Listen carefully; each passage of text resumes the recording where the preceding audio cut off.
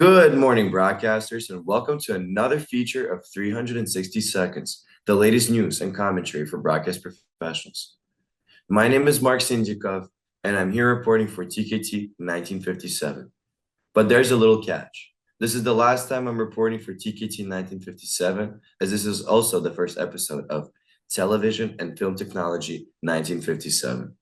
I'm here to proudly announce that today, Philip Grossman has been made our editor-in-chief. Over the last 6 to 12 months, our organization has been consistently transitioning to a Western appearance, and quite thankfully, majority of our company is now US based.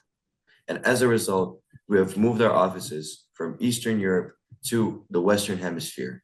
Now, with our main office being located in Tampa, Florida, and our second office being located in Atlanta, Georgia. Philip is such a big achievement as our new editor-in-chief, as somebody who has had the opportunity to work at some of the largest names in the industry. Would you mind sharing about what it is that your vision is going forwards for our organization? And also, what are some of the entities that you got the opportunity to work for? Because as far as we know, there isn't a single media company in the broadcasting game that's such a big industry leader as an editor-in-chief. Well, thank you, and I'm happy to be part of the team and step into this role. So, my brief history, I sort of entered the film and television industry in an odd way.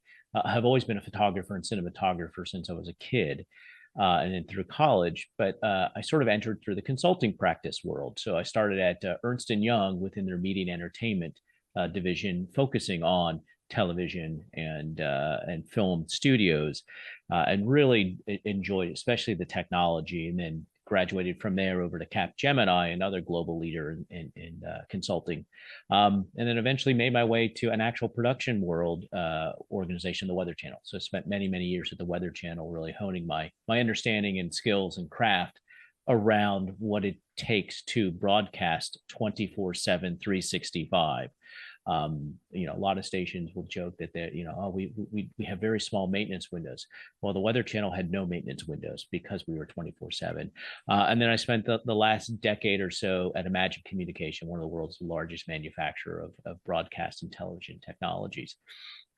So I've had the opportunity to work with some of the major companies throughout the world, from ABC and Disney to ESPN to Fox to Sky Italia, Sky UK, Seven in Australia, and Nine in Australia, QVC in Japan.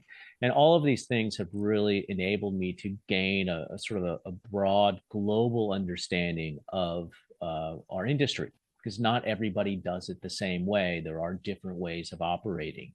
And so a lot of what I want to do with this is sort of not only, as we say, we're moving towards a more Western model and bringing that technology and that reporting to the West, but also take the same information and provide it at a global scale because of the history of TKT 1957 being Eastern European based, really embracing that history and that tradition as well, so that it's not just a shift to the West, but really a shift to be more global.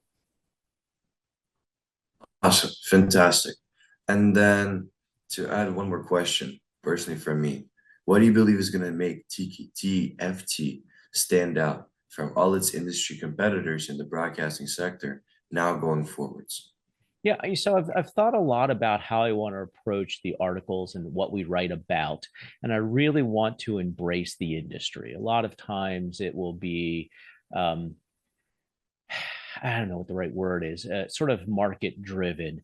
And instead, I'd really like to reach out to experts within the various organizations, from Grass Valley to Imagine to Everts to Harmonic to Ross to the big names, as well as the small up and coming organizations, and really give them a voice to provide sort of insight, and really focusing on the insight of where we think the industry is going, at the same time giving them opportunity to explain what their technologies are going to do to enable that to happen in the industry. So really the goal is to make this as broad as possible. And then, because of the history of coming from the East, really sort of understanding that, what does the rest of the world need? We tend to be very US focused. I remember a simple story. We were building out a product at Imagine, and we didn't include PAL. initially because we were focused on the U.S. I said, well, how are we going to sell this globally if we don't have PAL at the time? So those are the kind of things that I really want to make sure that sets us apart from the others, is that we take a much more global perspective, not just the U.S. but the globe.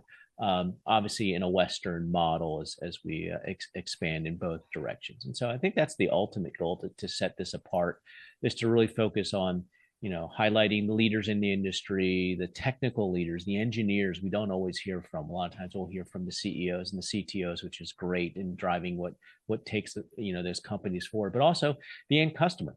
I think there needs to be a greater voice of the end customer and what they have done and where they're going and what they see our industry transitioning to really make this thing a success. Philip, thank you so much. This was Television and Film Technologies 1957, reporting out of the United States. Thank you. Bye-bye.